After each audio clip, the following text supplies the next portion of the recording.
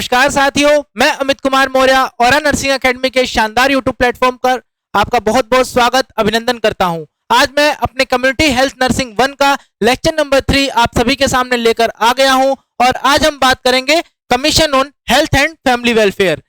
इससे पहले हमने इस चैप्टर के 2 लेक्चर कंप्लीट किए हैं, जिसके अंदर हमने पहले लेक्चर के अंदर डिस्कस किया था डिफरेंट जो हेल्थ प्लानिंग के स्टेप्स होते हैं, उसको हमने इन डिटेल उसकी जानकारी ली थी।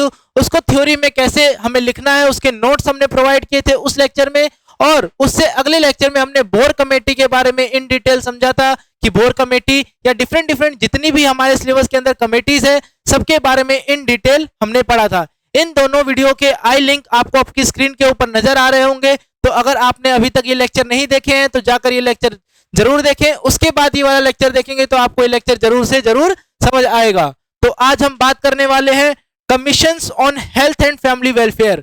फैमिली और हेल्थ वेलफेयर को इंप्रूव करने के लिए कौन कौन सी कमीशन कब कब लॉन्च की गई थी और क्या क्या इनके एम, क्या क्या इनके पर्पस और क्या क्या इनके ऑब्जेक्टिव रहे थे इन सभी को लॉन्च करने के लिए। तो आइए शुरू करते हैं। तो पहला जो कमीशन था वो कौन सी थी? National commission in macroeconomics and health in 2005।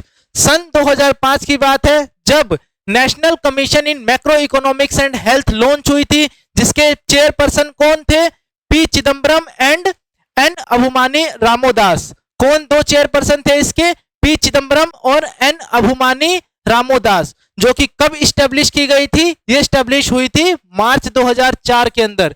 कब स्टैब्लिश हुई थी? ये मार्च 2004 के अंदर स्टैब्लिश हुई थी। और ये स्टार्ट क्यों की गई थी? ये जो डिजीज कंडीशन है और प्राइमरी हेल्थ केयर है इंडिया की, उन कंडीशंस को इंप्रूव करने के लिए, उन चीजों को इंप्रूव करने के लिए ये जो कमीशन है ये स्टार्ट की गई थी, ये कमीशन बनाई गई थी। इसका ओवरऑल ऑब्जेक्टिव क्या था? इसका ओवरऑल ऑब्जेक्टिव यही था कि हमें असेस करने हैं। क्या असेस करने हैं? सारे इन्वेस्टमेंट्स जो भी हेल्थ सेक्टर के अंदर इन्वेस्टमेंट्स हुए हैं, जो भी इन्वेस्टमेंट हेल्थ सेक्टर के अंदर हुए हैं, उसकी पॉवर्टी और इकोनॉमिक डेवलपमेंट को चेक करना है। इस कमीशन के अंदर ओवरऑल हमने क्या पढ़ना है, क्या जानना है कि हमने जितने भी इन्वेस्टमेंट किए हैं हेल्थ सेक्टर के अंदर, जितने भी इन्वेस्टमेंट हुए हैं, वो हमें इकोनॉमिक डेवलपमेंट और ओवरऑल डेवलपमेंट इन सभी के बारे में हमें इन डिटेल इस कमीशन के अंदर हमें जानना है। रिड्यूस करना है क्या? Disease burn and level of risk.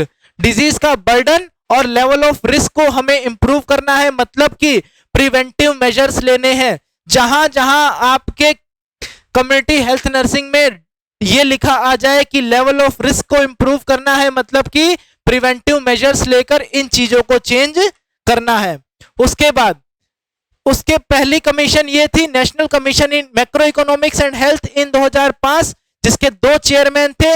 मार्च 2004 में ये स्टैब्लिश हुई थी और इसका एम यही था कि हमें डिजीज कंडीशन को कंट्रोल करना है और प्राइमरी हेल्थ केयर को इंप्रूव करना है। उसके बाद अगली जो कमीशन आई उसका क्या नाम था? प्लानिंग कमीशन ऑफ इंडिया, जो कि 1950 के अंदर आई थी। It was organized by the government of India. किसने ऑर्गेनाइज की थी? गवर्नमेंट ऑफ इंडिया ने ऑर्गेनाइज की थी। Which formulated India's 5-year plan. जिसने क्या फॉर्मुलेट किया? इंडियाज के 5-year प्लान फॉर्मुलेट किए कि हमारा एक फॉर्मुलेशन होगा 5-year टाइम पीरियड का, जिसके अंदर जो भी टारगेट एम्स डिस्कस किए जाएंगे वो at the end of 5 year हमें कंप्लीट करके इंडिया को या अपनी कंट्री को एक अलग लेवल पर डेवलपमेंट और इंप्रूवमेंट प्रोवाइड करना है। कब स्टैब्लिश हुआ था? 1950 के अंदर ये स्टैब्लिश किया गया था। कब स्टैब्लिश किया गया था? 1950 के अंदर ये स्टैब्लिश किया गया था। इसके चेयरमैन कौन थे? जवाहरलाल नेहरू, जो उस समय के प्राइम मिनिस्टर थे 1950 में। वो इसके कौन थे? चेयरमैन थे पंडित जवाहरलाल नेहरू।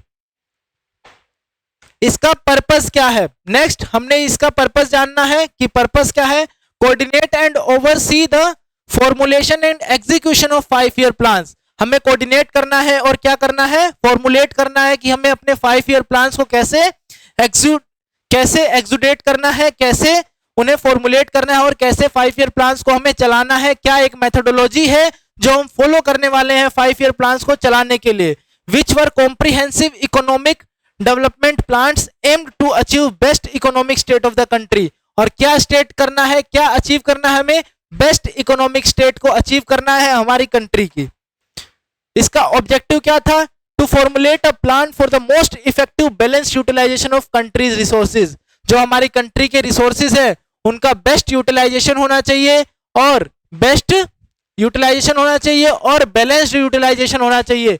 वो रिसोर्सेज आगे की जो आने वाली पीढ़ी है, जो आगे के आने वाले जनरेशन है, उनके लिए भी वो रिसोर्सेज बचे रहने चाहिए। उसके बाद इनके की फंक्शंस क्या थे? की फंक्शंस को एक बार और हम देख लेते हैं। What are the key functions of this? Formulation of plans, resources को एलोकेट करना है, प्रोजेक्ट को इवेलुएट करना है, पॉलिसीज को रिकमेंडेशंस देनी है और इंटर मिनिस्ट्रियल कोऑर्डिनेशन हमें इसके अंदर देखना होगा। क्या देखना होगा? इंटर मिनिस्ट्रियल कोऑर्डिनेशन हमें देखना होगा। अब आपको एकदम क्लियर दिख रहा होगा, तो इसको एक बार और देख लेते हैं। प्लान्स को फॉर्मुलेट करना है, जो भी प्लान्स हमें लॉन्च करने हैं उन प्लान्स को हमें क्या करना है? फॉर्मुलेट करना है। एक बेसिक आइडिया, एक बेसिक डेवलपमेंट हमें उसकी प्रोवाइड करनी है। उसके बाद जितने भी रिसोर्सेज हैं, जितने भी रिसोर्सेज प्रेजेंट हैं, उन सभी रिसोर्सेज को हमें क्या करना है? फॉर्मुलेट करना है। उसके बाद प्रोजेक्ट का इवेल्युएशन करना है। जो भी प्रोजेक्ट हमें मिला है, जो भी प्रोजेक्ट या टास्क हमने डेवलप किया है, उन सभी टास्क और प्रोजेक्ट को हमें क्या करना है? इवेल्युएट करना है। उसके बाद पॉलिसीज की रिकमेंडेशंस को हमें चेक करना है। जो भी पॉलिसी रिकमेंड की जा रही है, क्या वो पॉलिसी सही है और पॉलिसी में कोई प्रॉब्लम तो नहीं है। उसके बाद inter ministerial coordination. Inter ministerial coordination मतलब जो इंटर स्टेट्स के जो मिनिस्टर हैं उनके बीच में जो कोऑर्डिनेशन है वो इंप्रूव्ड है, चेक की गई कोऑर्डिनेशन है और सारी चीजों के बारे में हमें जानकारी लेके चलनी है। उसके बाद मेंबर कौन कौन थे इस कमीशन के? Who were the members of the planning commission? Planning commission के कौन कौन से मेंबर थे, उन मेंबर्स के बारे में एक बार हम जानकारी ले लेते हैं। प्लानिंग कमीशन के 4 मेंबर थे। प्लानिंग कमीशन के कितने मेंबर थे? 4 मेंबर थे। कौन कौन थे? पहला चेयरमैन जो होगा प्लानिंग कमीशन का, वो कौन होगा? प्राइम मिनिस्टर होगा। ये सारी चीजें अब आपको पॉइंट वाइज याद करते हुए चलनी है कि किसी भी प्लानिंग कमीशन जो हमारी इंडिया में लॉन्च हो रहा है, उसका जो चेयरमैन कौन होगा? जो उस समय का जो प्राइम मिनिस्टर होगा वही उसका चेयरमैन होगा। अगर इस समय की बात की जाए, 2024 की बात की जाए, अगर इस समय कोई प्लानिंग कमीशन हमारी इंडिया में लॉन्च होता है तो उसका चेयरमैन कौन होगा? श्री नरेंद्र मोदी उसके चेयरमैन होंगे, क्योंकि वो हमारे देश के इस समय करंट प्राइम मिनिस्टर हैं। उसके बाद जो डिप्टी चेयरमैन होगा वो कौन होगा? एग्जीक्यूटिव हेड होगा। डी फैक्टो एग्जीक्यूटिव हेड होगा। जो डी फैक्टो एग्जीक्यूटिव हेड है वो कौन होगा? डिप्टी चेयरमैन होगा। पार्ट टाइम मेंबर्स कौन से होंगे? हमारी जो कमीशन है उसके पार्ट टाइम मेंबर्स जो कि चेंज भी कर दिए जाते हैं वो कौन होंगे? सम ऑफ द सेंट्रल मिनिस्टर्स। जो भी सेंट्रल मिनिस्टर्स हैं, कुछ सेंट्रल मिनिस्टर्स को हम क्या बनाएंगे? इसका पार्ट बनाएंगे। और एक्स ऑफिस मेंबर्स को इसके अंदर रखा जाएगा। किसके लिए? Finance minister and planning minister को।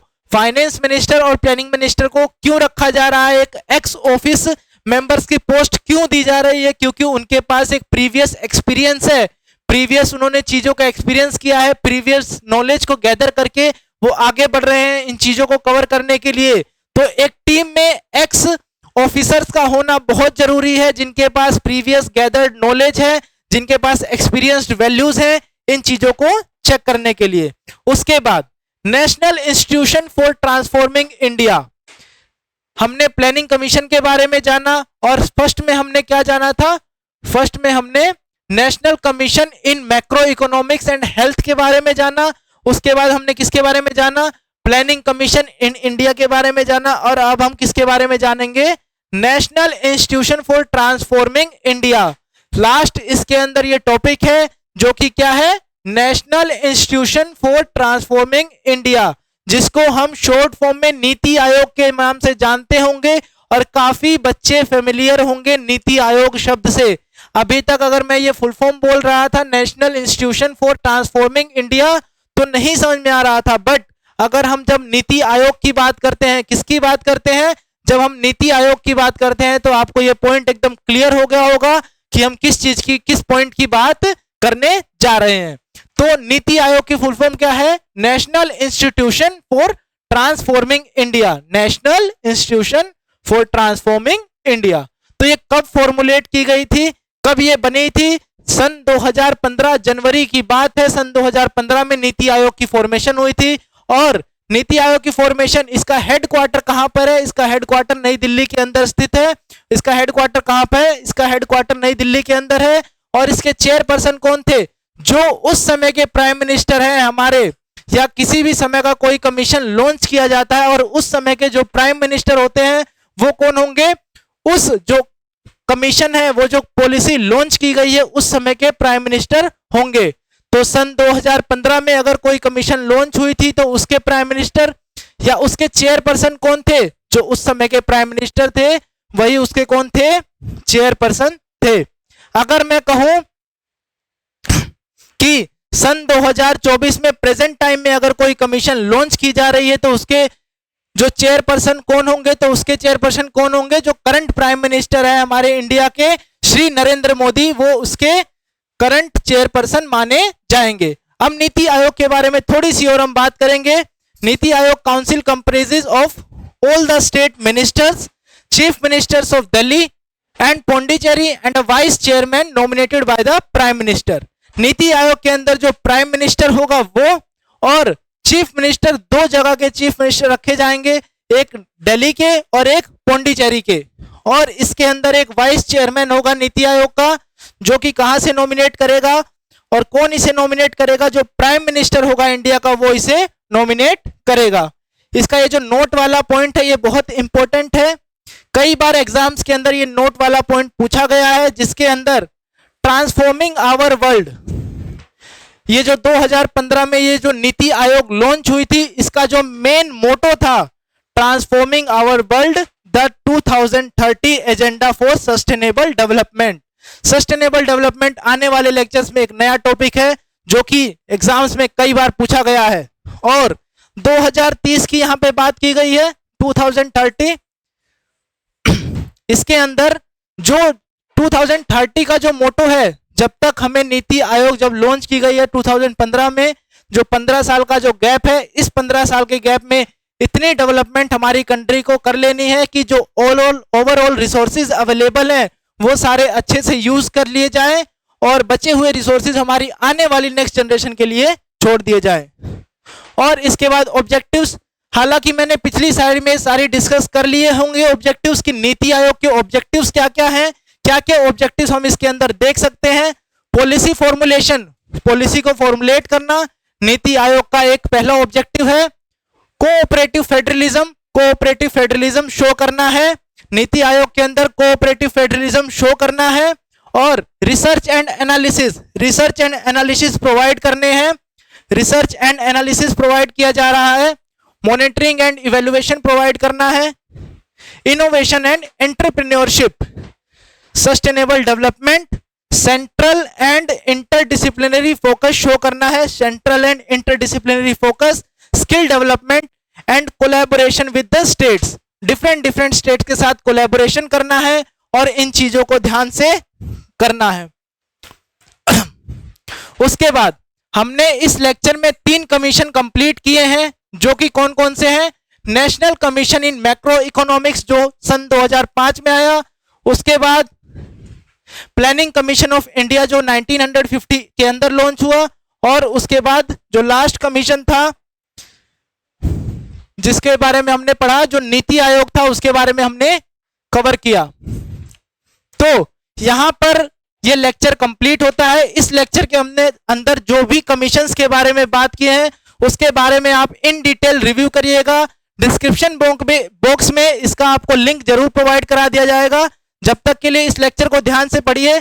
मिलते हैं ऐसी एक नई धमाकेदार वीडियो में, तब तक के लिए नमस्कार।